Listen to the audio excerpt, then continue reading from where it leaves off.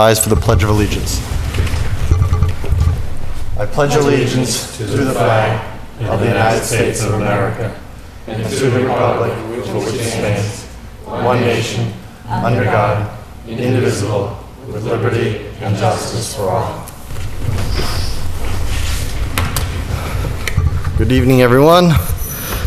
As you can tell, the town manager is not with us tonight, so we will start, and I will ask any of the board members if they have any opening public comment. I do. Phyllis. Both Tom and I had the distinct pleasure of attending the Memorial Day services at the schools, and I thought they were so sweet. Of course, each school had a different ceremony depending on the age level of the students, but they all brought home how much we owe those who gave the ultimate sacrifice and people who work and fight for us in the military. The students at the Turkey Hill Middle School enlightened us with the history of Memorial Day and recited one of my favorite poems, In Flanders Field. Major Emily Kozoil, I'm not quite sure how to pronounce her name, an Air Force pilot who served in war zones, gave a stirring speech that at the end of it, the students just gave her a standing ovation spontaneously. It was really moving. But at the primary school, the highlight was, I don't know how she did it, but Mrs. Smith got all of the primary school students to hum taps in unison. It was just really cute. And, you know, it made me think about the right to vote and how, you know, the privilege we have of being able to live in a free country and be able to vote was won for us by all of these people. And I'd like to thank the 1,248 people who came out to vote in the last election, as well as all of the supporters who supported all of the candidates and the people who turned out and ran for office. That's it. Thank you. Thank you. Because we're on the subject of Memorial Day, we did receive several letters and emails indicating that this year there was no Memorial Day service at Veterans Park. These had been previously organized in large part due to Ernie's son, who was served in many different capacities in the town, and the latest was on this Board of Selectmen. And he had requested that a Memorial Day committee be put together, which I thought had been, and we are reviewing the records of that. But somehow, and it is saddening, somehow that the organization of the Memorial Day ceremonies that included the American Legion and then the Senior Center and everybody in their involvement in the past, coordinated through Mr. Sund, was not done this year. It is, at the very least, disappointing, and at the very highest end, I'll use a word that a resident put in their letter, disgraceful that we did not.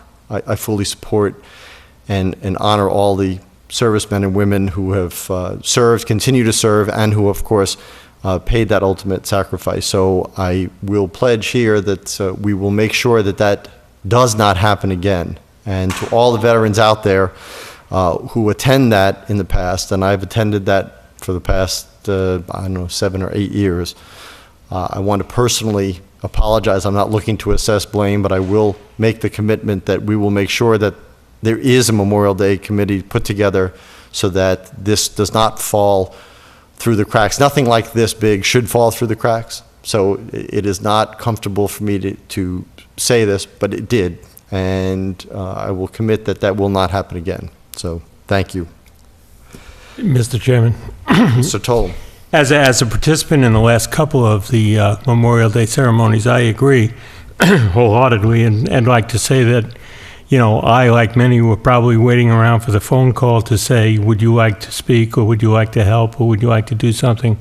I think it just drives home the message that you we can't wait for somebody else to call us. If, we should get together, and I'd be happy to work with you to make sure that happens next year. Thank you. And we will review that committee and make sure that as soon as we finalize, if it has not already been, if it's been finalized, we'll contact all those people. We will make sure now, in June and no later than July 1st, that we make sure that that's planning is going on for next year. And again, I cannot apologize enough for the veterans who make it a point to rightfully honor that day with their fellow soldiers. So, any other public comment from the board? Any public comment from the public this evening? No. Okay. Earlier this evening, just for clarity, we had a workshop discussing further board policies and procedures, and we are making good progress. And the end and the completion of that, of course, it's an ongoing process always, but the final completion of that document as of fiscal year 15 will be completed in several weeks. So that is good. At 7 o'clock, we have an update on the status of an intersection of improvements at Mulpus and Townsend Harbor Road. I know we have our DPW director here, so if he can give us an update. And while you're making your way up there, I know that Ms. Bertram has a statement she would like to read first. Thank you, Mr. Chairman. I just felt the need that I needed to comment on this because it's come to my attention that some residents are concerned about the proximity of the intersection to my home and that I somehow pulled strings to move this project forward. This project came to the attention of the DPW, the police, and the Board of Selectmen because of a petition that was signed by residents from the Hickory Hills area and submitted to the board. People were concerned about the high rate of speed on the road, the number of accidents, and the difficulty in making the turn onto Mulpus Road. It was confirmed by the police department that this was a high-speed and crash area. After reviewing the data, the Board of Selectmen recommended that the project move forward because of the safety issues. I want to be very clear that I did not benefit financially or materially from this project. However, I am very grateful to the residents who made these improvements happen because I have benefited from a safety perspective. I am no longer concerned that my grandchildren, my elderly handicapped father, or any other member of my family will be killed by someone coming around the corner too fast, or that another vehicle will end up on my lawn only a few feet from the front of my home.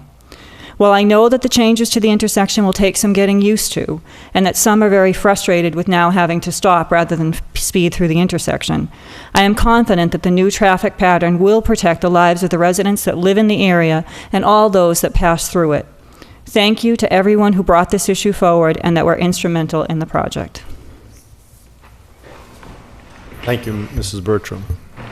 Mr. Rodriguez, if you can explain just an overview of... Well, first, if I may, Mr. Chairman, I'd like to volunteer for the Memorial Day Committee, only because, well, for a number of reasons, but as part of the Public Works, the component of landscaping the area, installing the flags, making sure the flags are in place, it needs to be timely.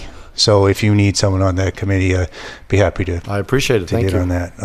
I know Flanders Fields too. In Flanders Fields, the poppies grow between the crosses, row on row, that mark our place. And in the sky, the larks, still bravely singing, scarce heard amid the guns below. So, Mulpus Road intersection. Thank you, Ms. Bertram. It's been suggested to me many times that as I come before the board, I should stick to the facts. So I'm glad that you brought that up because I wasn't sure whether I should or not, only because I was out of town last week and all I have are copies of emails, and only an email really from one person and then an email from another that said there were other problems with that. I can tell you, working on that intersection the week before, and the week before that, there were some pretty rude and discourteous comments by people driving by in that vein. But that's all I'm going to say about that. You stated it, and I'm going to let it drop. So, Mr. Chairman, I'm not sure how you'd like me to proceed. I'd rather have you lead off or step off with questions. I could give you the history of how and why, but I'm not sure specifically what you'd like to get Sure. to. Okay. So what I'll start out with obviously Mrs. Bertram gave the brief history that why this intersection, how it was brought to our attention. Right.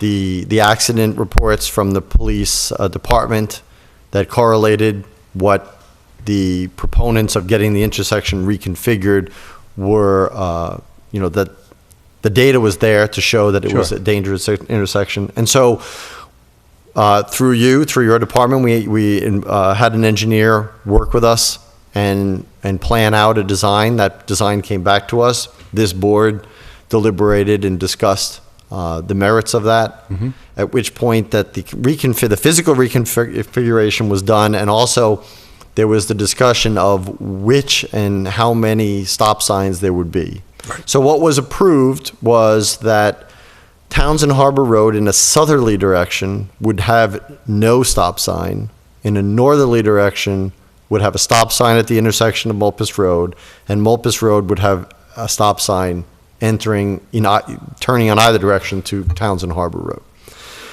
Road. It was designed to improve sight lines, to slow down speed so that nobody would come across, as Mrs. Bertram indicated, at a speed that was inconsistent with the curve and misjudging the curve, or in slick conditions, in rain or snow, would fly across into the other oncoming lane. When we got there, and the engineering work was started, I received several notifications from different forms of media, phone, email, etc., that people were unhappy with the configuration, that it actually made the intersection, if at all possible, more dangerous, insofar as especially the curve coming on the stop signed southerly direction of Townsend Harbor Road. I went there after I got those correspondences and drove every permutation of the intersection myself up and down the roads just to get a good feel as a driver of 35 years.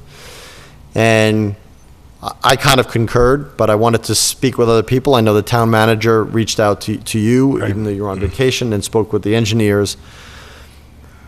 At that time, when I drove there, I noticed they were already doing, with an excavator, doing work on the lakeside part of the turn. And I was to find out later on that the engineers and the people doing the site work had determined that the plan was, once implemented, left a more dangerous situation than they had wanted. That certainly could not have been foreseen. It's a difference between a plan and an as-built. And so they were widening the road there to accommodate the turn. So my understanding, and this is where I'll ask you, what the final remediation was, or the modifications in the accepted plan or the approved plan from this board, what those modifications were to remedy what these people were seeing as far as making the road more dangerous. That's a very good recollection and update. Couldn't have done it better myself. That's exactly where we were on the Friday. I went on vacation a week ago Friday. We knew, I've been doing this all my life, and it was difficult to stand in that intersection and see it in 3D. It actually was, and I mean, that's why we have professional engineers. But once the old blacktop was removed, and we had the surveyor there to give us our exact points as to where the curves, the radius would be, the stop signs and everything, it just, it looked narrow. It was. So, as we put the first layer of blacktop on, which is always a safe thing because you can always enlarge it. It was going to be an enlargement. It wasn't going to be anything that would shrink or decrease. As I left it Friday with the base coat on, the contractor and I had a discussion right at the beach, looking at this radius and saying, we've already widened it 2 feet from the original plan, knowing in other areas 2 feet. It seemed narrow. You're restricted in that intersection by meeting 3 other points, Mulpus, and both points on Townsend Harbor. Let me preempt the question by saying, why when you're traveling north does it just not go straight? It seems to have a little turn or a little curve right at the stop sign. And the reason for that is because if it were to go exactly straight and approach a closer T, the headlights from everyone would be in that small house right across the way. So I don't know if anybody's commented on that, but that's why it just moves slightly to put the lights down the driveway. So an engineer, tries to think of everything, and I can tell you with a bit of humor that engineers are necessary evil sometimes. When you spend so much time doing the work, you think you know more than they do. But there wasn't enough of a radius. It wasn't wide enough. We knew that after we had the lines in the road. We widened it out. We knew that once we had the binder. That's Friday afternoon.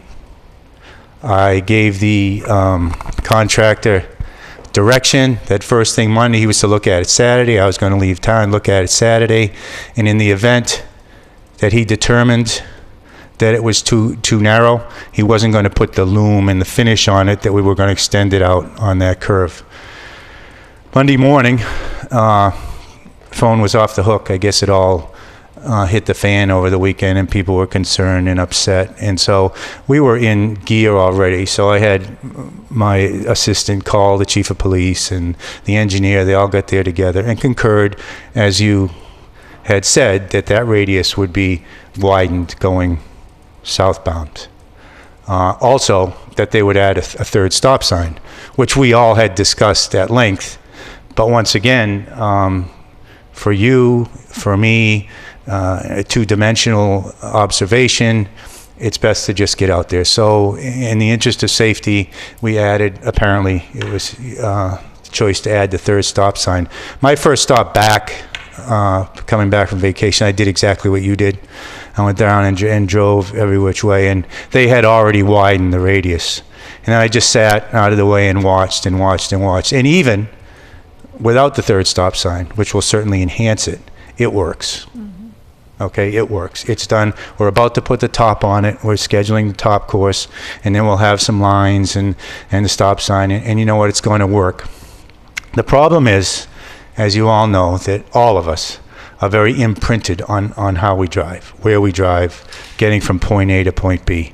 I know that from 45 years of working in the roadway.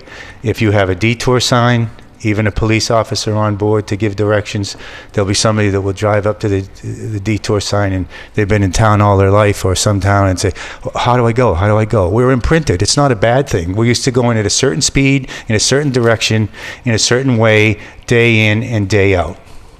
And so, remember when we did the rotary at Whalum? Some people thought the sky was falling, but the idea of the rotary in Whalum was to have the phrase that's used, or the term that's used, is traffic calming. And when you go through there, it does calm the traffic. Why? Because you can't zoom through or slide through like so many intersections in town. You have to yield, look at the sign, see where 3 other people are going, and it slows you down. It puts you in line. Similarly with the Townsend Harbor intersection. You now have to come to a complete stop. If you're traveling southbound previously, and you want to go down Malpas, it reminds me of the old Whalum and 13 intersection. You sort of look to the left and look to the right, and in that instant where you step on the gas, you're going. And if somebody's coming the other way, and that's happened a lot. Obviously, the traffic counts and the accident counts testify to that. It's not unusual. It's a little disappointing that the engineering wasn't spot on. Disappointing to me, but it's not unusual. I mean, there are 2, not the Whalum, but 2 come to mind. One is on Route 70 down by Norm Wagner Toyota. That was done by Mass DOT, roundabout there, and it's just, people go around it and the trucks hit the guardrail. The trucks hit the guardrail. Now, these are some of the best engineers in the state. It's a state project, review upon review. So what they had to do is tweak the guardrail out as far as they could without going over the banking. Similarly, at the Walmart intersection, an intersection that I worked on, why wasn't there a dedicated lane to go up to Walmart? If you come down the hill going towards Fitchburg and you're going to take a left on 13, you'll notice that guardrail is always pretzel-like. Mm-hmm. The radius just isn't there. So engineering is not a perfect science, but we would hope from the contractor's point of view, the construction point of view, that it would be closer to perfection. So were there some mistakes made by the engineering? Yeah, there were. But we brought the public safety officials together and we remediated it. And I think you'll find, and people will find, that once they get past that imprinting, once they get used to it, Ms. Bertram knows because she lives on the intersection, and if you stand there at any time and see that it comes to a close, it calms, then it speeds up, then it calms, then it speeds up, and that's exactly what it's designed to do. So a couple points. First of all, I would not that I want to contradict you, I would not agree that there were mistakes made. The engineering done on paper is different than engineering done at the physical site, and different elements come into play, slope and things like that. So, and real life sight lines, not mapping sight lines, which you cannot determine. So I'm not here to say that there were mistakes. The plan as approved was not fulfilling the objective that we wanted, and that was modified to do that. And that is all people can, I think, reasonably ask. It wasn't completed and we went back another time. It was during the process, and so it was remediated, and I'm happy that everybody got together and do that. Second thing is the additional stop sign was discussed by this board at length, and it was really not determined. We just said, okay, we'll go with 2 to allow for the flow of traffic, but, and that was the big but, that if it did not meet the safety criteria that we wanted to have happen at that intersection, then we would add it, because that was why we were doing the reconfiguration to begin with. And that became clear.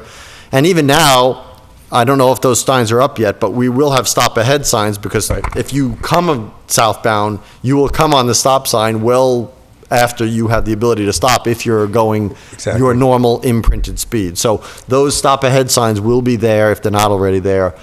So I think it will be a much safer intersection, and that is the sole. I commented to other people who got in touch with me. That was the sole reason we did the reconfiguration. Right. So I think that when the project is done, as it is nearing being done, that it will be meeting the criteria that we set out, which is it will be much safer for everybody involved, and it'll be a better use of that intersection real estate too. Additionally, it was done so quickly. Typically over time, people get used to the detour, the stop, and the go. This was done in less. I had projected 2 or 3 weeks. This was done, pretty much the reconfiguration was done in the first week. So people had no break-in. But as you said, the signs will be there. The approach signs will be there per DOT regulations. And I honestly think that people will be pleased with it. I think so too. In the end, if I could make one last comment about it. I'm not going to approach this without speaking with the chief, but we spoke about it earlier, pre-construction, and he concurred. I just want to make it known, to the extent we can make it known publicly, that there just can't be any parking in that area.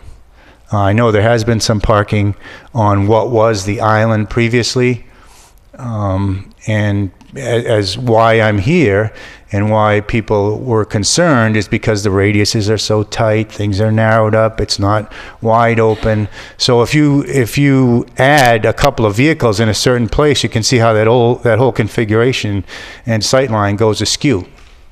So I'm going to work with the, as I said, with the chief of police. They're going to monitor at first, and we're simply not going to be able to allow parking in that area. I agree. Forewarned. Any other questions on that? Yeah, Jack, when is the remediated solution due to be completed? The remediated, the radius has already been extended in the base coat. So it's there. We have not put the stop sign in traveling southerly, because I wanted to make sure we had all the stop aheads and put them all in one place. It seems to be safe now. We're going to put the top coat on any day now on Keating's schedule. Put the third stop sign in, the stop ahead signs, and I would say, I can't really speak for Keating's, but I would say within a week. It's already wider than it was. That remediation part has been done. So what's going to happen is just a second coat. What's there for width and configuration is going to be the width and configuration. But the stop sign isn't due for The one stop sign is not there. for another week. Well, we can put the stop sign up soon. I was hoping to put the stop and then have the stop ahead just for warning, Yep. but we can certainly do that. Any other questions? I appreciate it. Thank you. Thank you so much. Okay, 7:15, as they say, right on time. Application for a peddler's license for Nicholas J. Now, you're going to have to help me with it. Give it a shot. I'll say it's Taverdi. Yeah, right on the head. All right. Good job. Thank you. Yeah, so just a little bit about myself. My name's Nick, and I'm actually a college student from Nebraska. I don't know if that was explained to you guys, but I was born and raised over in Omaha. I go to school out there at Creighton University. Go Blue Jays. This is just a crazy summer job that I have where I actually have been working in Hubbardston and Fitchburg for the past few weeks, just showing some books. Plus a couple websites that, work together to help kids save time on homework. It's, I don't want to be confused as, claiming that I'm part of a school district or anything like that. So I make that clear. And so what I've been doing is I did apply for a state peddler's license that came in the mail a couple weeks ago, a few days ago actually. And so I don't know if you guys actually wanted to see this. I think we need a copy of that. Cool. I'm sure Is that a someone copy? can. This is not a copy. Is there someone that can take care of that? There is nobody here who has the key to that. We are just elected officials. Okay. Nobody would trust us with a copy. So I can get a copy of that. Yep. I'm just curious with the whole process of checking in with the town, getting a permit. I know that I have to be approved by the board here. Yes. Do you have any questions up front from me that you have questions about? Sure, the way I I'm do going to open business? that up in a second. So Okay. tell us a little bit more about what you're selling. I do Yeah. have samples that we can look at. Here, I'll give you this slick here. How I go about showing the product is, as you can see, I have a little backpack back there that has samples of all the books that I have. And I essentially approach people at their homes. I'm doing the whole door-to-door thing. It's pretty fun. And let them know that I'm just a college student showing some books, trying to make my way through college. And if you like it, that's cool. If not, it's no big deal. We learn that, putting pressure on people is not an acceptable thing. So it's just something that a lot of families take a look at. And I let them choose whether or not they want to get anything. And, I do have samples of the books that I carry around with me and show, but I also have like a tablet that has like ebooks that people can look at, so that way I can inform them what it is that they are getting.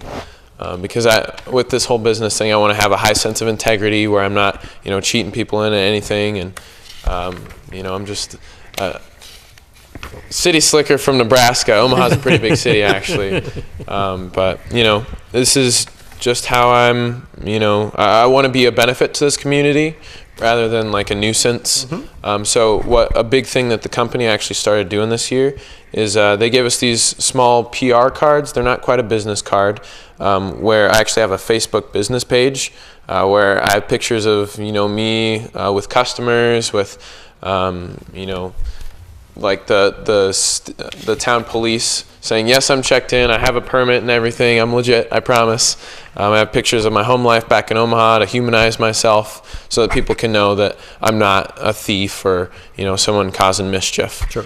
Because that's the number one thing, if I'm not covering myself and making sure that people know who I am and what I'm doing, I'm going to wind up, not benefiting from that. And so I appreciate, getting the opportunity to introduce myself to you guys. And Sure. So do you have any questions, Chairman? I do. Awesome. I have Lay 'em on. one. First of all, how does somebody from Omaha wind up selling books door to door in Fitchburg and Hubbardston and Lunenburg? Yeah. So simple answer to that is this girl, Hannah, she did this the year before me. She recruited me to it. and her brother have been doing it for years. And the company's been around since 1868, doing this with college students. Southwestern Advantage, they're over in Nashville, Tennessee.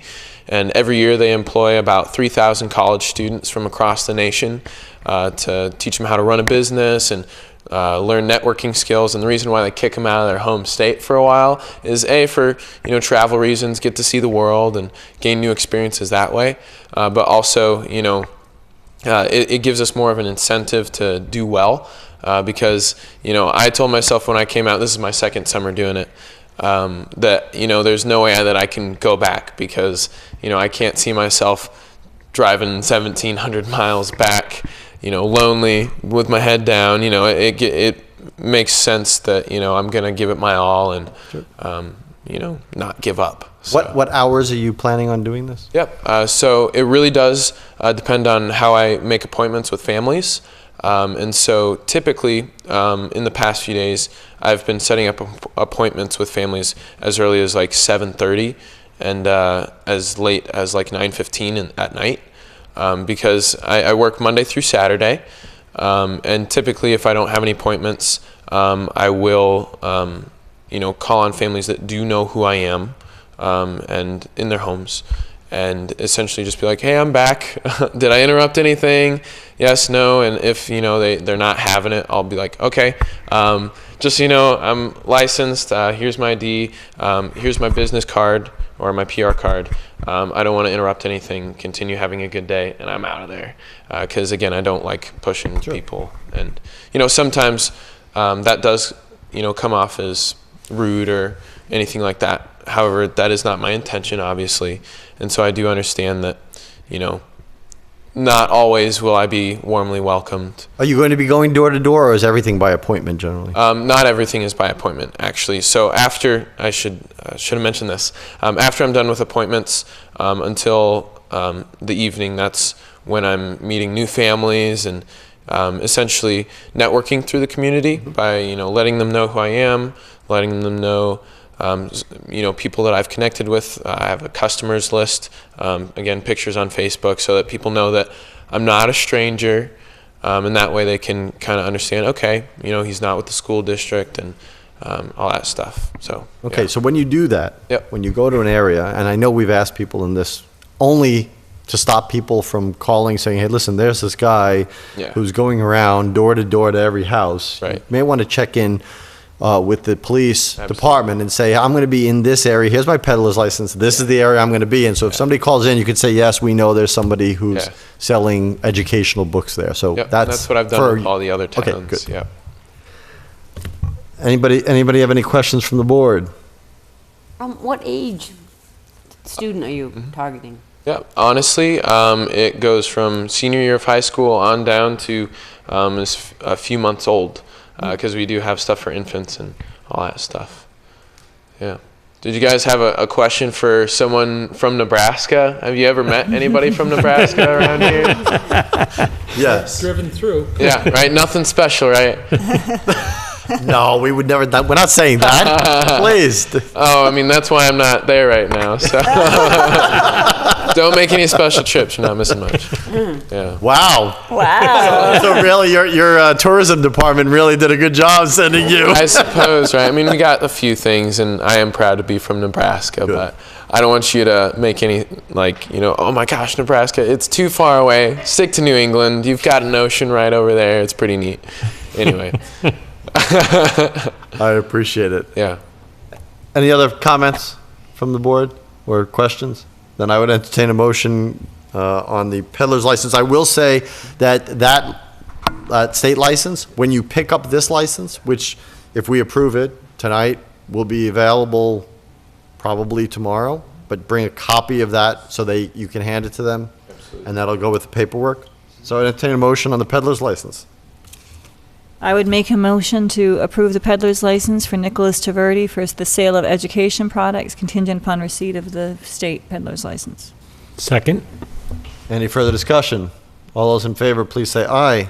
Aye. Aye. Opposed? None.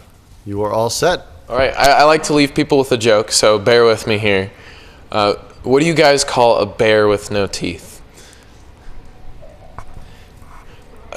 A gummy bear.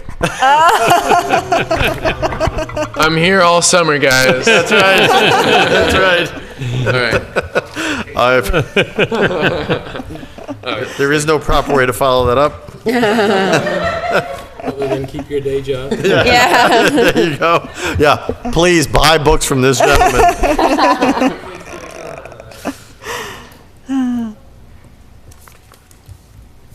That's all. Thank you very much, by the way. Thank you. Thank you. Good luck. Let's go jump down to appointments, since we have people in the audience here. So we have an appointment with the Green Communities Task Force for Mr. Mike Conley. And I assume to be introduced by the chair of that committee, Mr. David Blatt.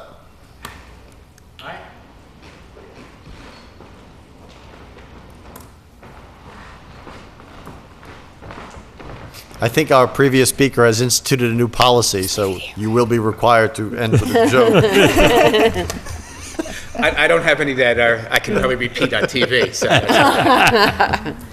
I appreciate the time in front of the board here. I actually have a couple of things, if I can, after the appointment. But anyway, I'd like to get a chance to introduce. We have a member of our community, a new member of our community that has expressed an interest in joining our group, a Merry Band.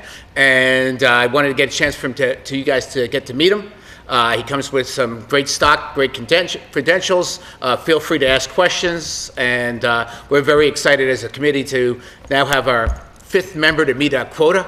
And by the way, we're open for anybody alternates that want to come and join us too. That's my plug here, my shameless plug. But I'd like to introduce Mike. Come on up and you can get to say hello. Hey, how y'all doing? Greetings. Good. Short correction, Conway. Okay, so that's not what was on our sheet. That's all right, happens all the time, especially on the phone.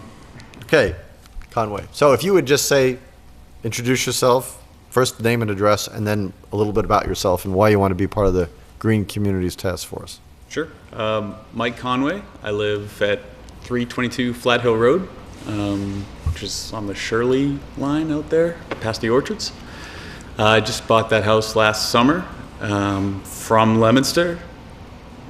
Grew up there. Went to Northeastern University in Boston. Lived out in Boston for 8 or 9 years, going to college and getting my degree. I'm an engineer. That gentleman left who had a lot to say about it. Engineering errors. Electrical engineer.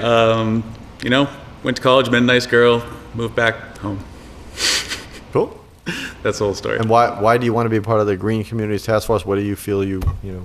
Sure. So by trade, I'm an electrical engineer, and I work in power systems. I worked for National Grid first. Now I work for a company called Borrego Solar, which does medium market commercial scale solar installations. We're sort of all over the state. So renewable energy, green communities is kind of right up my alley.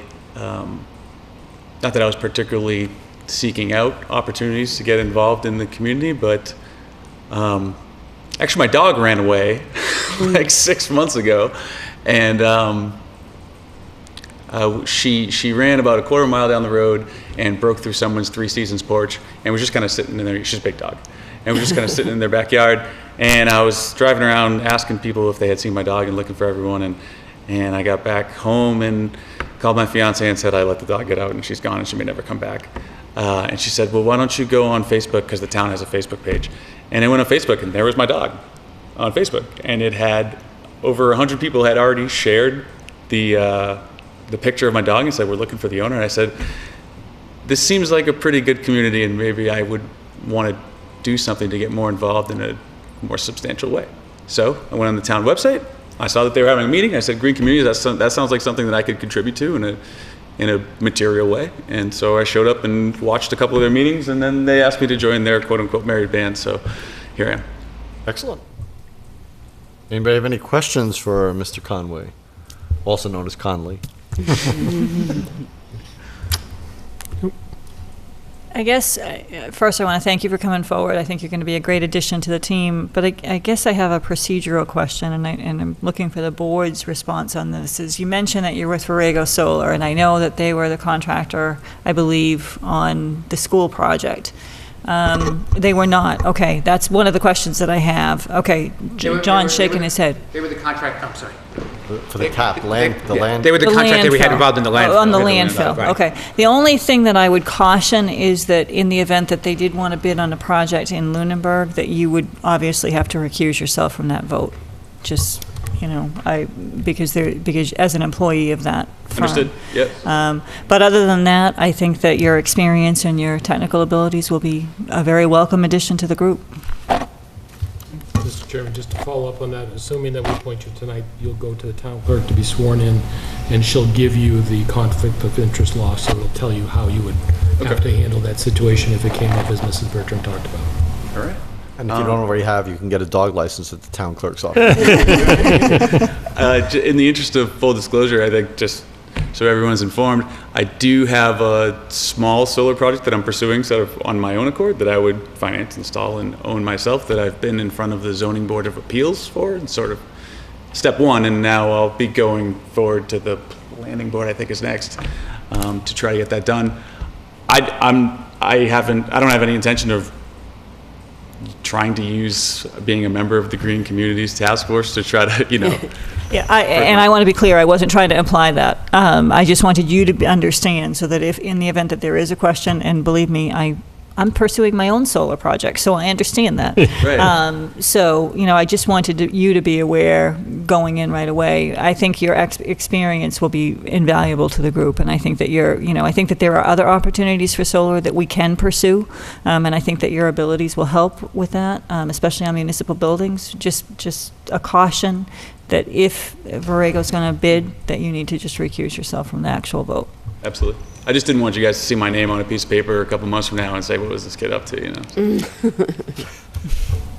Well, thank you for disclosing that. I don't think that should be any, again, it'll be very clear, the business before the Green Energy, the Green Communities Task Force would definitely, that business, only the business that faces that will, be anything you'd have to recuse yourself for. Obviously, you're not discounted from doing your own solar project. Right. Otherwise, nobody would be on that committee. I'm assuming. All right, so if there is no further questions or comments, then I would entertain a motion on Mr. Conway's appointment to the Green Communities Task Force. I would make a motion to appoint Mike Conway to the Green Communities Task Force. Second? Any further discussion? All those in favor, please say aye. Aye. Aye. Opposed? None.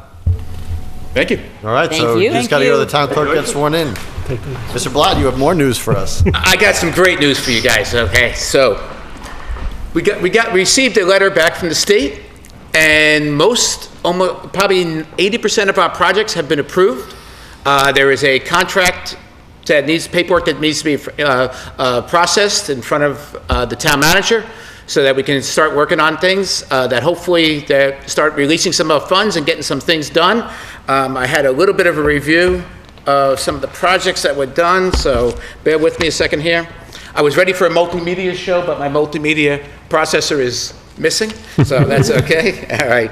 So, oh boy, printing is not my, should have been bigger. Okay.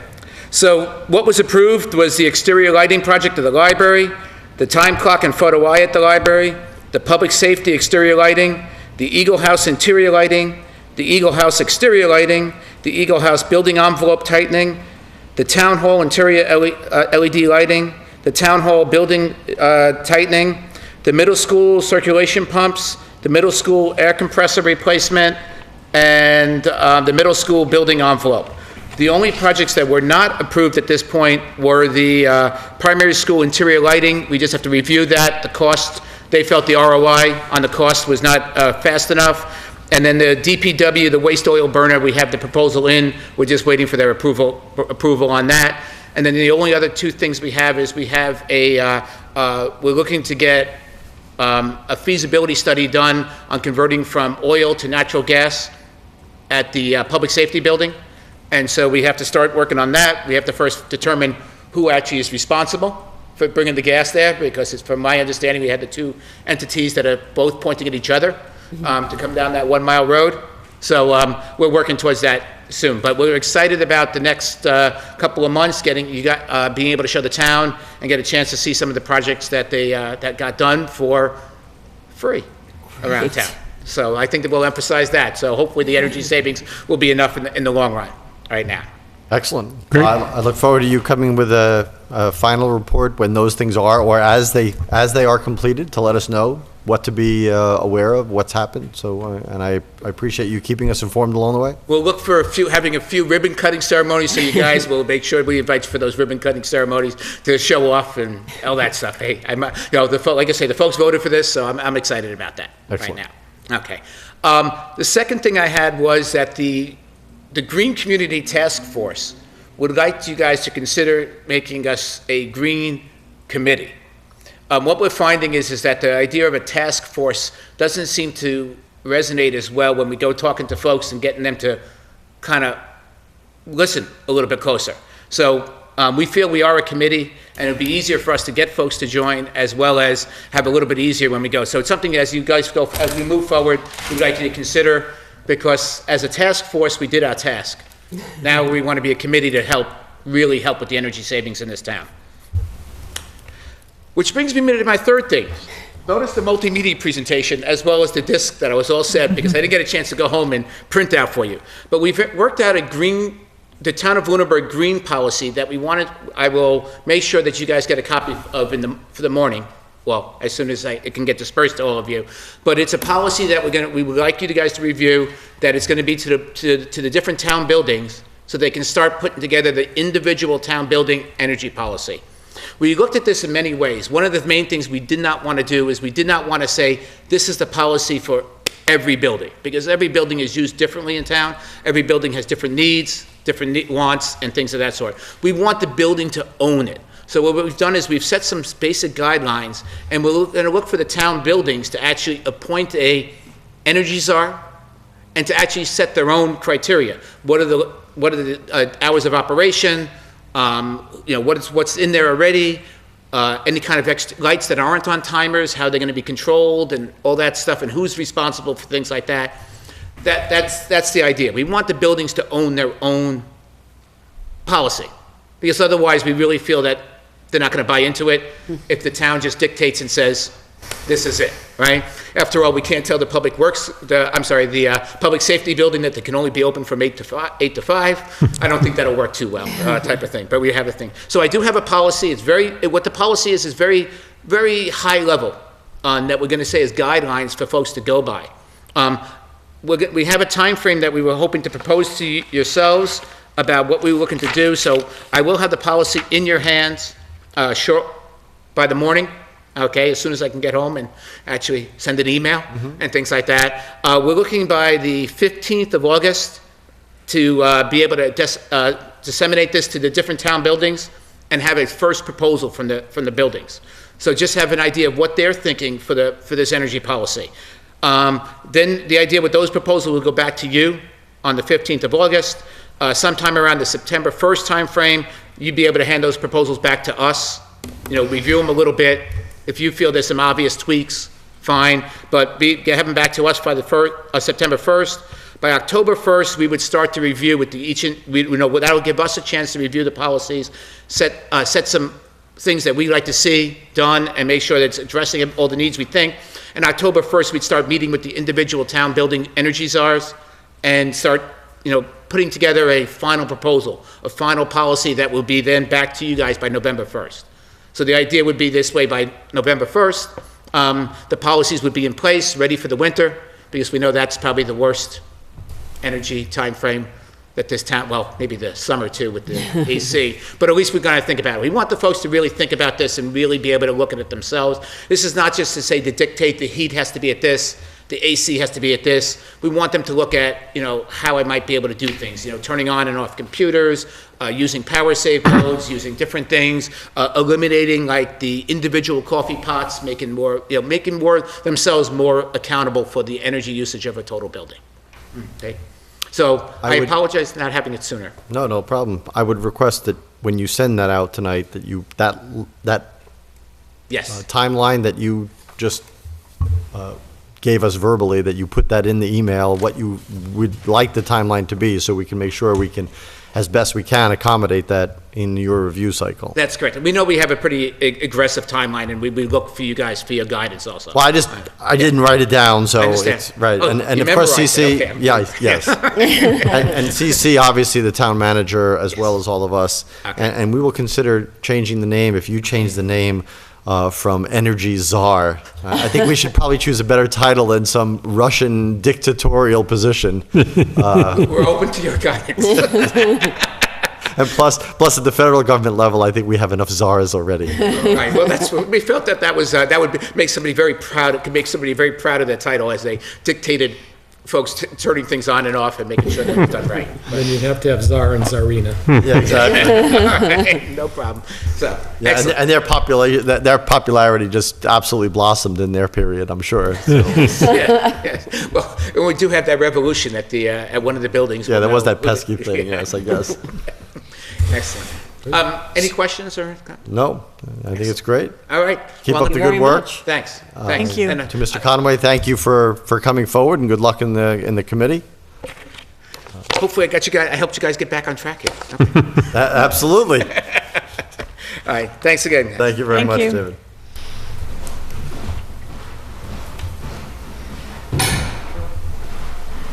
Okay, let's go. All right, so I think we're all set with member committee and liaison assignments. So everybody should have had a chance to review what they wanted to possibly head up, any changes. So I don't know. I will say that with Mr. Matthews leaving, the one thing that I would like, because the mass broadband is now completed, except for my one response from the email that is still not forthcoming on my third sending, is I would like to take the position of the school building committee. So I don't know if anybody has any objection to that.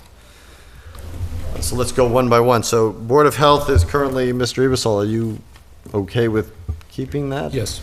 Okay. Well, let me ask, I should ask with Miss, I want to ask you, do you prefer that I say Ms. Luck or Mrs. Luck? Oh, doesn't matter to me. Well, you have to choose one. All right, Ms. then. Oh, okay. I'll ask Ms. Luck as the new member, do you have any committee assignments that you would like to have? Well, I would like to be the liaison to the school committee. I think that would be. Okay, well, that is open because Mr. Matthews had that too, so if without objection, okay. And I know that Carrie mentioned that she thought someone should be a representative to MART. Yes. Yes, we need a more representative. do that. Okay. So let's add, I'm gonna, well, we'll take out broadband and just put RT at the end and we'll make that MART. Martin Smart. Right.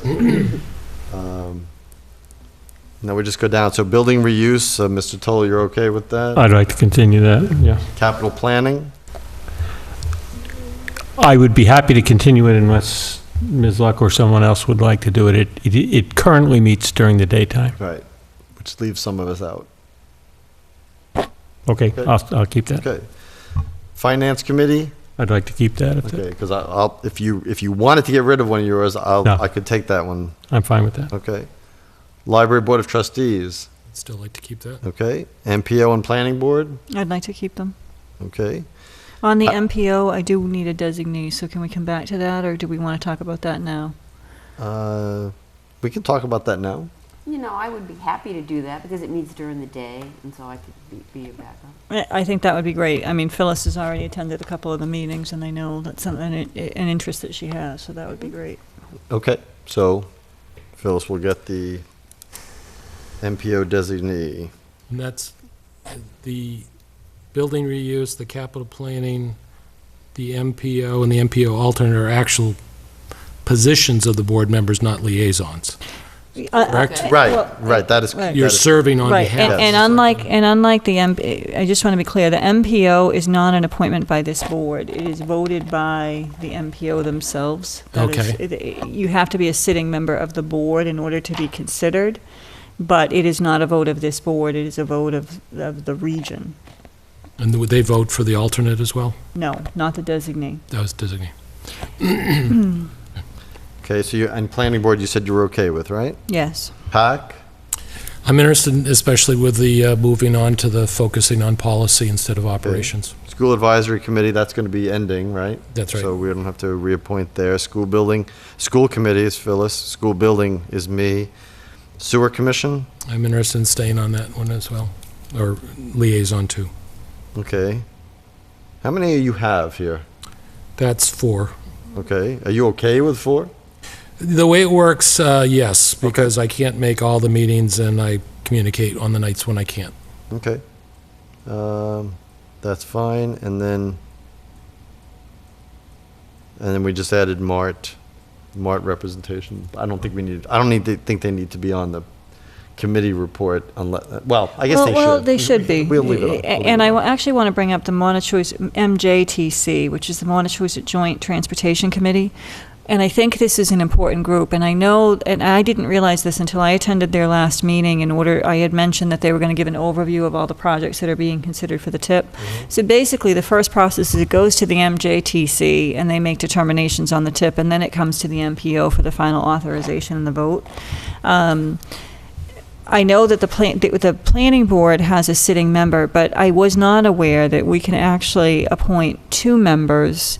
Only one can vote, but in the event, similar to the designee, that if one was not able to attend and there was an important vote, if there was someone named from either the Board of Selectmen or the planning board, they could serve as alternates for each other. Okay. And I think we might want to consider naming someone to that position, because in certain instances, I think it's very important that we have someone sitting at that table. Okay.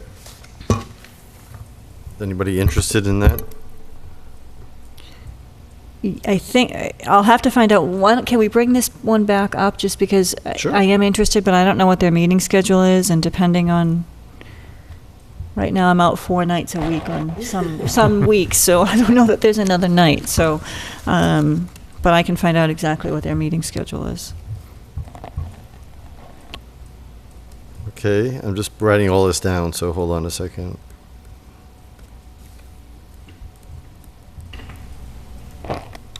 Okay, I'm going to go through this list, and people, please tell me if I have this correct. So, coming from the end of the table down, so Phyllis has school committee, Mart, and is the MPO designee. Bob has Board of Health, Library Board of Trustees, PAC, and Sewer Commission. Jamie has capital planning, FinCom, building reuse. Paula, you have MPO and planning board, and I have the school building committee. And again, for somebody who has lots, if they want, I mean, there's no reason why, if you feel that it's too much, that, as I indicated to you, Jamie, I mean, I've done FinCom for many, many years, and I don't mind going back to it, but if you want to keep it, then I will leave it like that. Everybody okay with those? Okay. Next is a request to appoint Brandon Kibbe and/or Kerry Spidell as the town's agent to file the land grant application. So I'm going to, instead of and/or, I'm going to reduce that to and. Thank you. I don't know. We look a little indecisive. I don't know which one it is. So basically, this is who's going to have the ability to sign it. Obviously, Brandon has done most of the work. I think the only reason for the or is that only one signature is required. Right. So I think I want to make it clear here that I think the intention is that Kerry, as the town manager, would be the one who signs it as secondary to her if she is not available for some reason. Brandon, who's the person most involved and most knowledgeable in this project, would be the one. So if there's any... Then I think we might want to leave the and/or. I mean... Oh, so we didn't want to do it. You probably want to appoint both, Right. but language to the effect that only one is required. Right. Well, I think That's the trouble with the and/or documents. The documents are clear that only one is required. So, but we're just enabling either of them to do it. And the other, but I think if I remember correctly, and I'll know more Thursday night when we have our next meeting, the open space acquisition team, is my understanding is you have to name within the grant application contact individuals. And Well, that I would think be that's Ca- what that would I be think that's Carrie. what he was. Well, I think it needs to be Brandon as well. I think so. We would need to name both in the document. Okay, so then we're going to say "and" again. Okay. Okay. I think because as the individual who's handled it, Right. you know, so I think. Again, from a technical, I mean, it would be the equivalent of having an authoritative and a technical authority. So, I mean, Brandon is very technically knowledgeable in this, but we want the power of signing it for monetary reasons and legal reasons to be the town manager. Okay. I will make that clear on Thursday night. So, did you make that a motion? I will make a motion to appoint Brandon Kibbe and Carrie Spidell as the town's agents to file the land grant application. Or a second? Second? Any further discussion? All those in favor, please say aye. Aye. Aye. Opposed? None. Next, we have the ratification of an execution of a quitclaim deed and acceptance of a deed, which was a land swap between the town and J.C. and Megan Kozlowski at 1417 Massachusetts Avenue, which is the former property of the Hobbs and Lowe residents. Just as a reminder, I know Kerry got in touch with everybody to sign the document. This has been going on. It happened when the primary school was built, that there was land discrepancy about how it was utilized about with the survey, so there was a swap between the two properties that I believe that the school went over part of their property, and we had to give them back something to equal the property size. That actually took a town meeting vote, and then it required special legislation to do it. And all of that, 5 years later is now done. And we have all the documents in hand to do that. So we need to basically ratify that officially, even though it had been done with all the paperwork and a vote of town meeting many years ago. So I'd entertain a motion with doing that ratification. I would move that we ratify the execution of the quitclaim deed and acceptance of the deed regarding the land swap between the town and J.C. and Megan L. Kozlowski, 1417 Massachusetts Avenue, former property of Hobbs and Lowe. Do I have a second? Second. Okay, any further discussion? All those in favor, please say aye. Aye. Aye. Opposed? None. Okay, minutes. I don't believe we have any minutes. Warrants. We have a payroll warrant in the amount of $670,311.52.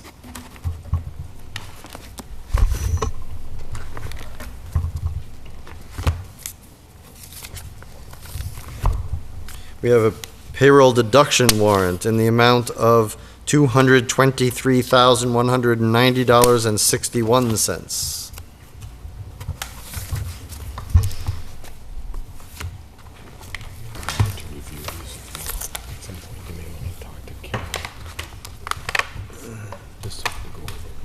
And we have an accounts payable warrant in the amount of $1,693,994.07.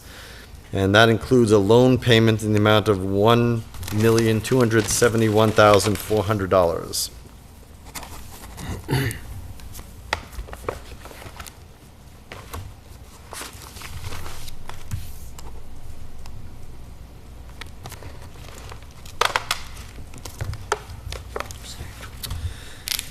Okay.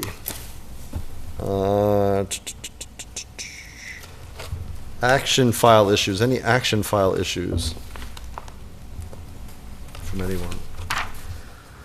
I don't know if this is an action file or, well, I'll save this for public comment at the end. Committee reports. Board of Health. The Board of Health met last night, did their normal business as far as reviewing septic system permits.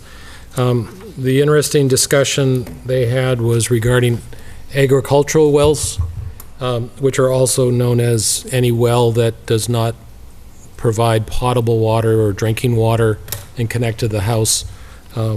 Sometimes this is a case of the water district extending lines and the old wells not being decommissioned but being available for irrigation, or more recently, a request from a farmer to install an agricultural well. The discussion that they had related to what responsibilities they may have or should have regarding the quality of that water as relates to the agricultural use or other use, particularly if it's used to water animals, water plants, wash vegetables, or as relates to location near other people's septic system or their own septic system, how they ought to regulate it, whether there ought to be a test annually, whether there should be a test upon sale of property similar to Title V process. Within the Neshoba Board of Health District, apparently every town does it differently. So they took no action, but they started the process of discussing it. Currently, if there is an agricultural well on the property, the property owner is required to put a deed restriction on their property saying that this exists and that it's not a drinking well, so that people in the future will know about that. But they were talking about possibly taking a more proactive stance. So they're doing further research on that. Building reuse. The Building Reuse Committee met last evening. All the task forces are on schedule. We are planning in the very, very near future to have a joint workshop with the planning board. It's in the process of being scheduled. It's become quite evident that we're going to require the cooperation of the zoning discussion and the building reuse to determine the best, to broaden the possibilities for building reuse in town center. We're also exploring the possibility of joint meetings with the Historical Commission. We also need to get plot plan lines for all the properties that are part of our reuse project, including those that are being released by the school to the town. And they have to be, they don't have to be surveyed to the extent that you might do it if you're going to subdivide it or et cetera, but it probably will require some expense to do that, and we'll make those requests as appropriate.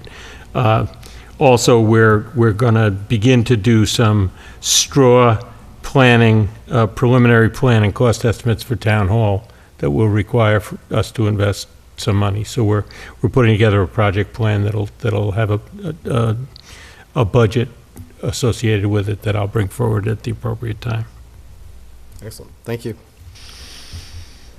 And capital planning. They're on hiatus. Finance committee. They're wrapping up, they have wrapped up their work on policies and procedures. It's being reviewed by town manager, town council, and the bond rating council.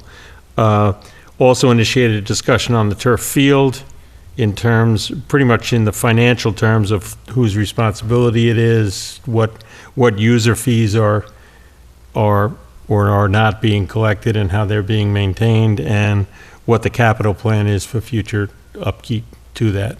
Obviously, it's not 100% in their purview, but they're beginning to think of it from a financial point of view, specifically on the capital planning side. And this board will organize a meeting with all the pertinent bodies to discuss finally, once and for all, who owns it, who manages it, how fees are instituted, and projecting down the road, because I think that turf field is due to be redone in 2017, I believe. So we have 3 years to plan for how we're going to do that, and that's going to be a critical component. That field has enjoyed so much use and so much success, and we really owe it to the people who put it together to maintain it the best we can, and that part of that is, the overall maintenance that happens periodically, as the field obviously will not last in perpetuity, the field surface, and will be required to be replaced from time to time. And that field, I think, is 7 or 8 years old already. So, And I think that's a great idea, and I think we need to do that, as soon as possible. I would ask that prior to the meeting that we get a report from whatever entity is taking in those fees and how they're being brought in, and any expenses associated with the field, where they're going from, that we have that information prior to the meeting.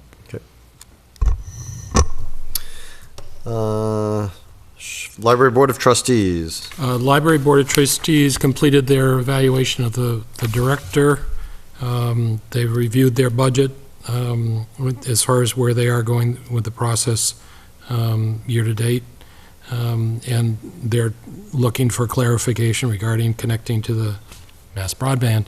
So it continues on.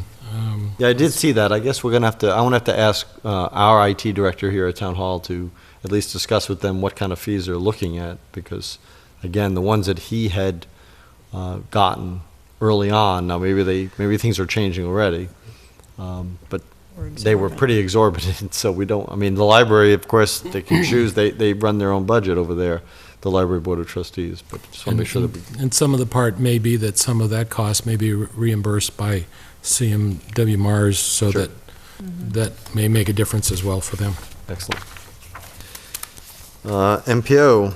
The next meeting of the MPO is June 18th, and I will not be able to attend that meeting because I will be out of town, but it's a critical meeting because the vote on the actual tip will be taken that day, so it's, Phyllis, if you can attend. I know the Additionally, town manager is looking to attend, and my schedule notwithstanding, I'm going to try to see if I can Okay. attend. And if we could send a letter of support, we had talked about that, and I don't know if it's something you want me to put together, but I think it would be good if That'd it be came great. from, but it would be good if it came under your signature Yeah, as sure, the chair of sure. the, so I'd be happy to draft Yeah, that'd something be- and you know send all it the out to you, details, sure. so, but it would be good if we could send a letter of Yep. support. Yep. And Well, just, we should bring it, and we should all sign it for next meeting. okay. That would be even Okay. better, the whole board signing it. Okay, I can put that together. The only other thing, just, I mentioned earlier, the MJTC meeting, after suggesting at the last MPO that we don't know what we're voting on, we just have a list with a short description. They did have a little bit of an additional description at the MJTC meeting by Sarah Bradbury of MassDOT District 3, who gave sort of a synopsis of each project. But I'm hoping, and I'm going to ask that moving forward next year, we get a real overview of each project. And the way some communities do it, some planning organizations, is by the actual engineers, so, but that's it. Excellent. Planning Board? Unfortunately, I was not able to attend the last planning board meeting, so I don't really have a report, other than I know that master planning was discussed, and they're going to kind of table that pending the hiring of the new land use director. Okay. PAC, of course, hasn't restarted, and I take this opportunity again to ask anybody who's interested in serving on the Public Access Cable Committee to come forward, and we have some people who we've interviewed already, and if you are interested in working on that committee and shaping how public access cable is used in this town and helping in formulating policies and procedures, and also helping in discussing what programming should be done, that would be great, and we would encourage you to fill out a talent bank form. School Advisory Committee on Acceptance and Diversity. The committee is going to present its report to the school committee at their second meeting of this month, and then whatever next board meeting we have, I'll present it to this board. Excellent. School Committee and School Building Committee. I did attend the last school committee meeting. Sure. The school committee met on May 21st. They welcomed the new member, Heather Soroka, and reorganized after the 5/17 elections. They mentioned that at the June 21st bonfire, there will be fingerprinting of children available from 3 to 7. We'll have a booth set up so that you can have your children fingerprinted. They had a discussion of standardized assessments to be taken next year. Will it include the park as well as the MCAS? And there was some discussion about that. There was a seminar on contracting at Maynard High School on May 29th. I attended with Superintendent Combs and school committee member Mike Mackin, and it was a great presentation, and Maynard's situation is very much like ours. They built the new school right behind the old school and had to deal with all of those issues. They have a great, impressive student-run communication center, and the facilities manager is the facilities manager for all of the buildings in town, and he'd be a great resource. He gave a great presentation, and I got a phone number for him so that maybe as part of the school building committee you could connect with him. Sure. Thank you. I appreciate that. School building committee, I know that there's an important vote of the MSBA tomorrow. I know that the town manager and the superintendent and some members of the school building committee will be there. So that will further the project to the next point, at which point we're just waiting for the DESE to give their final approval, and then it's full steam ahead on the finalizing the design and getting everything done. So those are the last votes we are looking for them to give the final go-ahead. Sewer Commission. Sewer Commission met on the 27th with several things. They're still dealing with issues of grease trap compliance by various facilities. They may need to visit some of them. They've started reviewing the request for proposal process for the engineering for the town meeting approved Lakeview Pratt Streets extensions.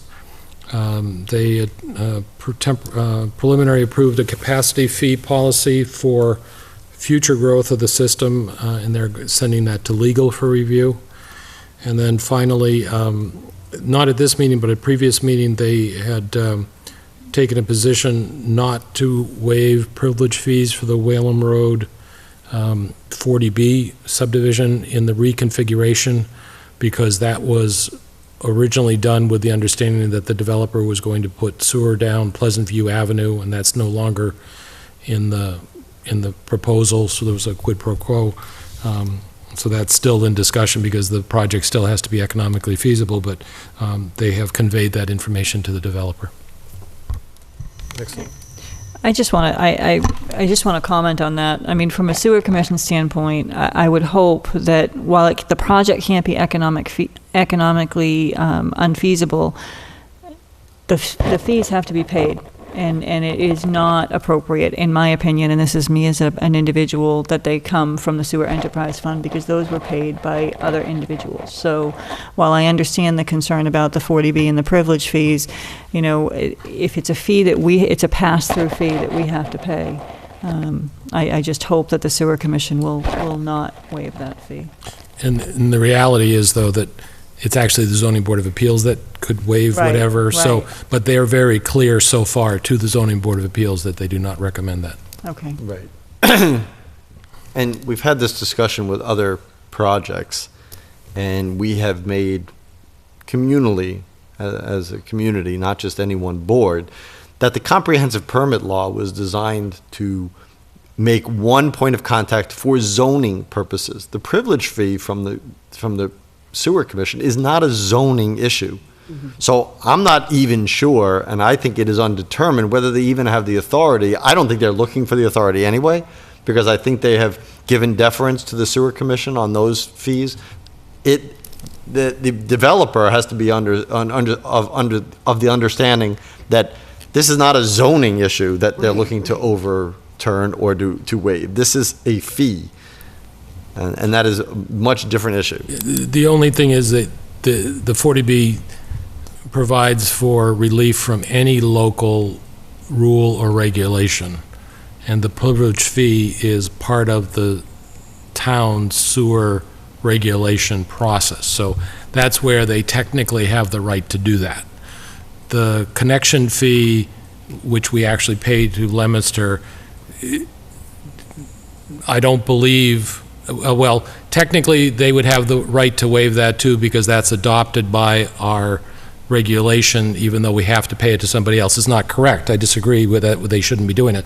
And I agree with you that they shouldn't waive either one, but the comprehensive permit is literally what it says, back from my days at DHCD, was a very comprehensive overrule of anything local subject to reasonable regulations. Would that include betterment? I mean, privilege is in the rules and regs, but betterment, Yes, it does, because they did it for Emerald Place. okay. I mean, or they're looking to do it for Hollis Hills.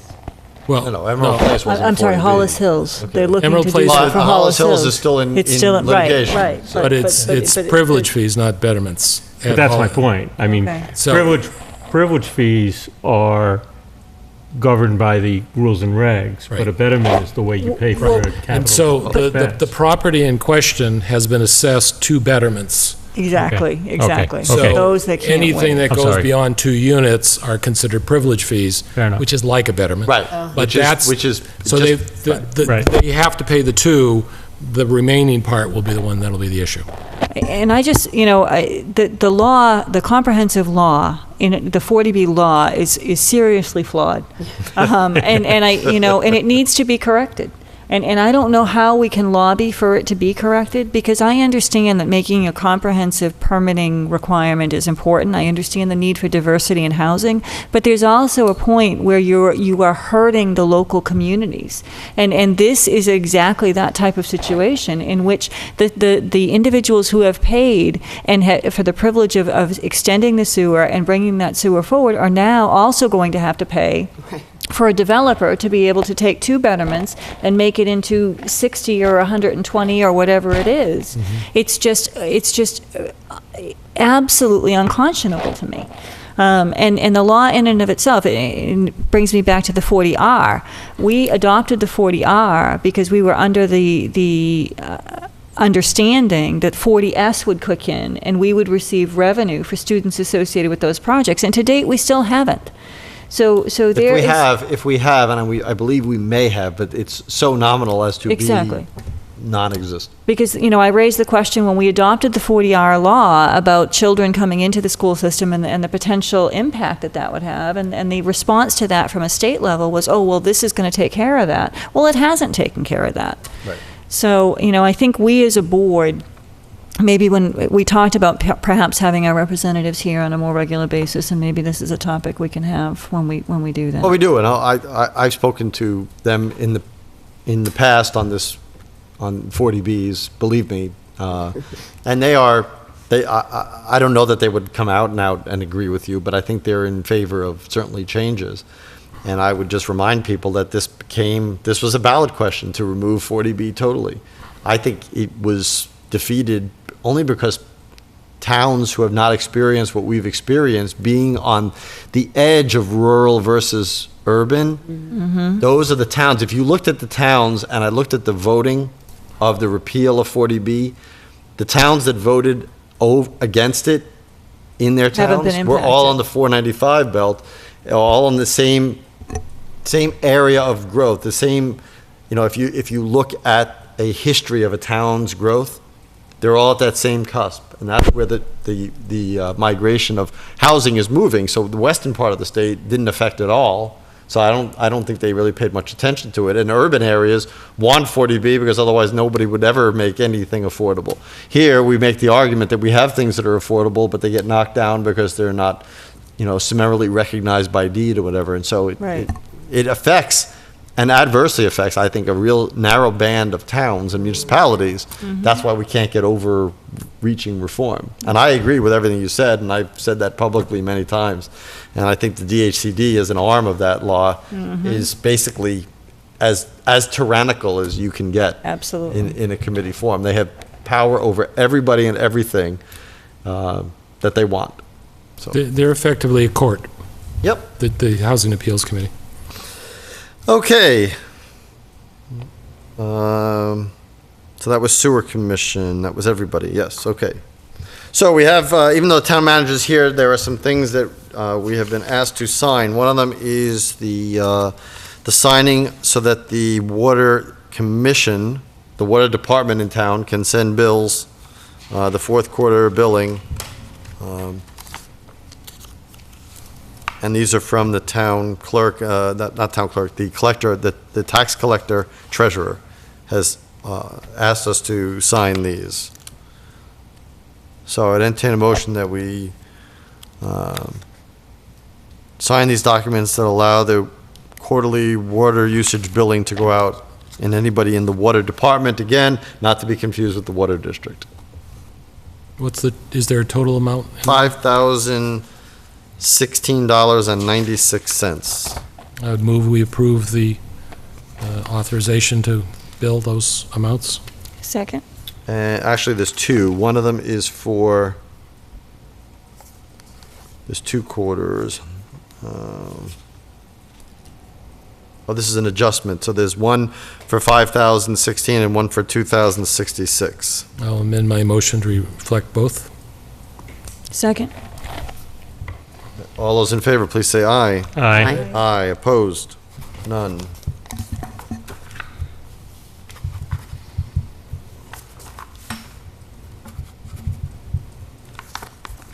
Not sure that I can. Okay, we also have an alcoholic license that we have already approved, but we did not have the document to sign for KG Waterfront, doing business as Embers Pizzeria. So that doesn't need a vote, it's just a matter of signature.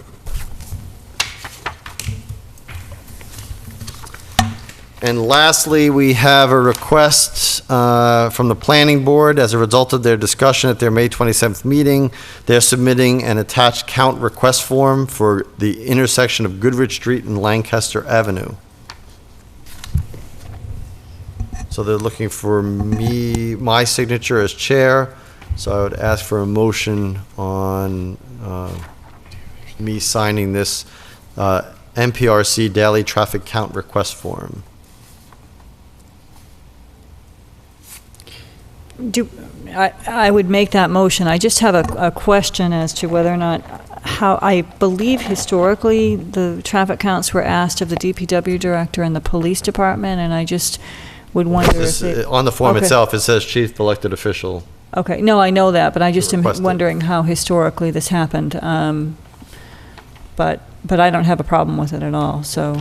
Basically, looking for the count type, they're looking for volume, speed, classification, and turning movement for a 48-hour period. Okay, and which roads? Goodrich Street and... Goodrich and Lancaster Ave. And it's for a concern of the accident rate. It's very similar. I thought that Lancaster Ave was just done. But- I don't remember seeing any report, but The other day, they did Lancaster Ave, Shirley Leominster Road, Pioneer Drive. No Leominster Shirley Road, that whole- right, that whole Pioneer, stretch, they had right. already asked for, yeah. So I would make a motion to approve the request from the planning board for traffic counts at Goodrich Street and Lancaster. have a Second. Okay, all those, any further discussion? All those in favor, please say aye. Aye. Aye, opposed, none. And today is the 3rd. Okay. Just an FYI, that needs to get to, if you can just ask the town manager, that needs to get to MRPC ASAP, because the deadline was actually the 1st, so, I will tell her. okay. MRPC ASAP. Yeah, Do it all on the QT. Montechusett Joint Transportation Committee.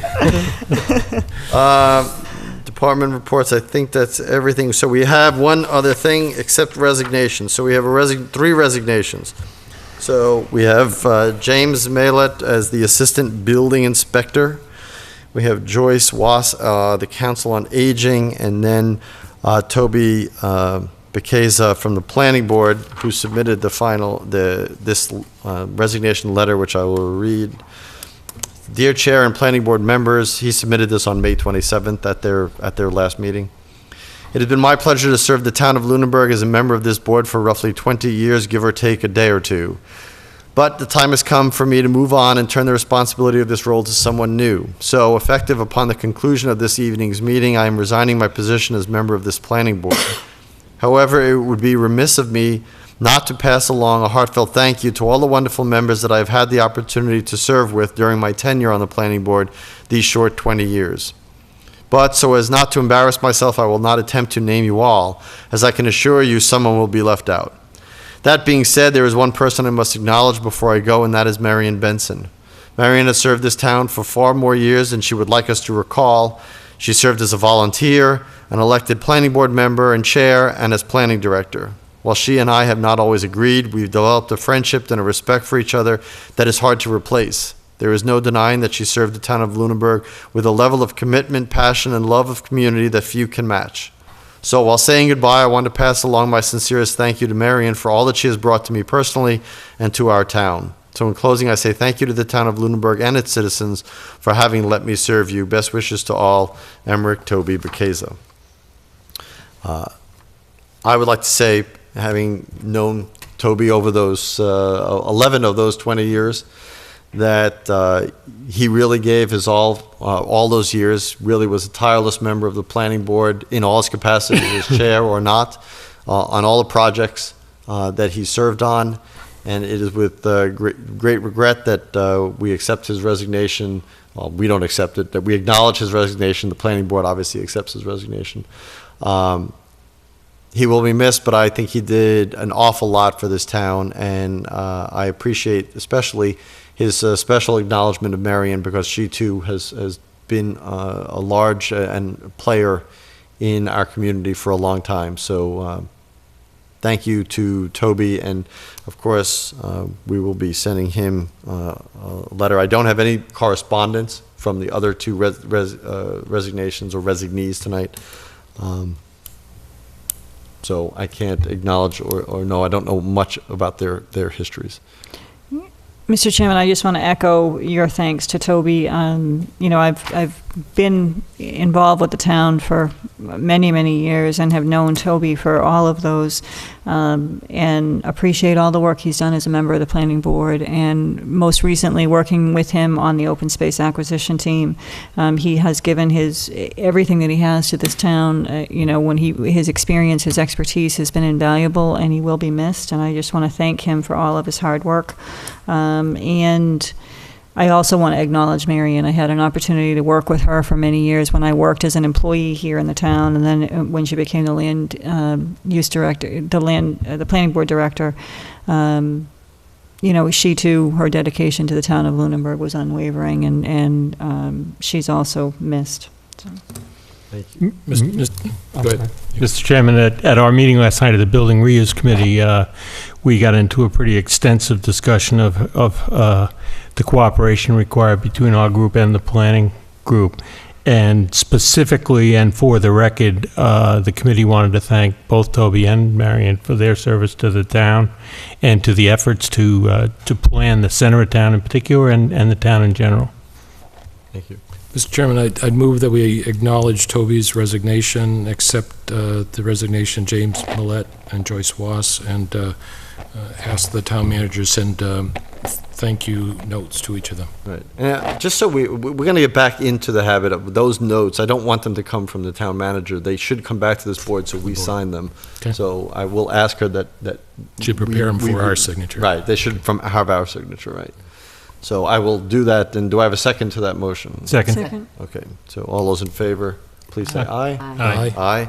Opposed? None. I will say that anybody who's now, there is obviously a vacancy on the planning board effective immediately. Per the charter, the planning board is an elected body, so that the replacement of Mr. Bekeza's position will be a joint vote of both the planning board and the Board of Selectmen until such time as the next town election, which would be, barring anything unforeseen, next May. So if anybody's interested in serving on the planning board, this is a good opportunity to get involved and put in your name and meet with people on the planning board, go to their meetings, and over the next several weeks, I'm sure we will be hearing from people, and the planning board and the Board of Selectmen will be interviewing people. That is all the official business. Our next meeting is June 10th, next Tuesday. We will have a workshop again at 6 to 7, and then the meeting after that the workshop will be on continuing the board policies and procedures. Any final public comment from the board? Yeah, I'd like to make a comment. We've been talking a lot about stormwater and stormwater mitigation, and I had noticed that a storm drain at the intersection of Flat Hill and Sunset Lane was just totally filled. And so I went online and filled out the DPW form early this morning about the problem. And on my way to the meeting tonight, I noticed it had been taken care of. Wow. Yeah, so anybody who So- finds something, please works. submit the form. It works. Right. That's good. I have one final thing I want to bring up, and I rarely bring up anything that goes out of local jurisdiction, but this affects everybody in the country, and I've read enough about it, and being in the IT world, I feel it's kind of a semi-obligation that I mention it at least. And that is, if people may have been hearing about the whole idea or the potential loss of net neutrality on the internet. For those who are not familiar, currently, all data that's transferred over the internet from all the carriers is not subject to throttling. No carrier is allowed to, is not supposed to be allowed to consciously throttle how much data or the speed of data that people can go through. So if you have a Netflix account and you're on Comcast versus Verizon, they have to allow for those companies to provide at the speed that their network provides, the fastest, one size fits all. Everybody gets the same treatment. The data, no matter where the originator is, gets the same treatment. The major carriers, which include Verizon, Comcast, Time Warner, and other places around, other large companies around the country, in different regions of the country, have now petitioned the FCC to allow for a two-tiered system. So there'd be a effectively called a slow lane and fast lane.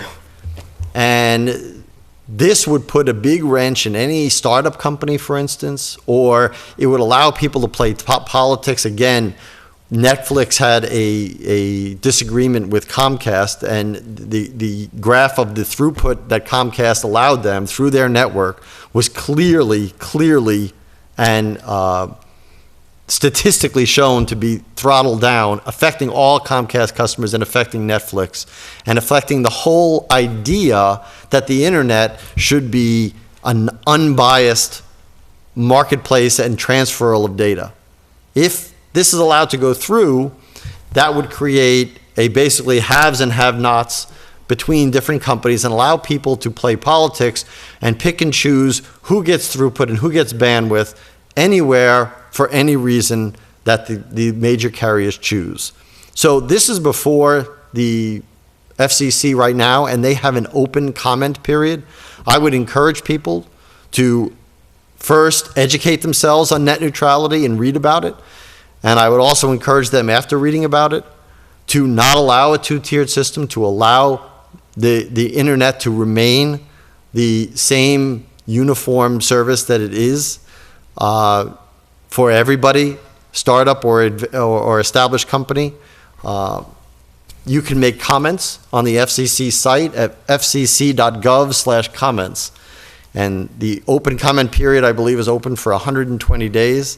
And again, every major company, including Facebook, Google, Yahoo, have all come out against the abolishment of net neutrality. And yet still, the FCC is entertaining it. We need to make it a unified voice across not only Massachusetts, not Lunenburg, but across the whole country that says this should not be allowed, and we should really let the internet be fair and equal to everyone. So I just wanted to make that comment, and thank you for your indulgence, and thank you to the board for your indulgence. Seeing no further business, I would entertain a motion. Motion to adjourn? Second? Any further discussion? All those in favor, please say aye. Aye. Aye. Opposed? None. All right, we'll see everybody next week. Have a great week, everyone.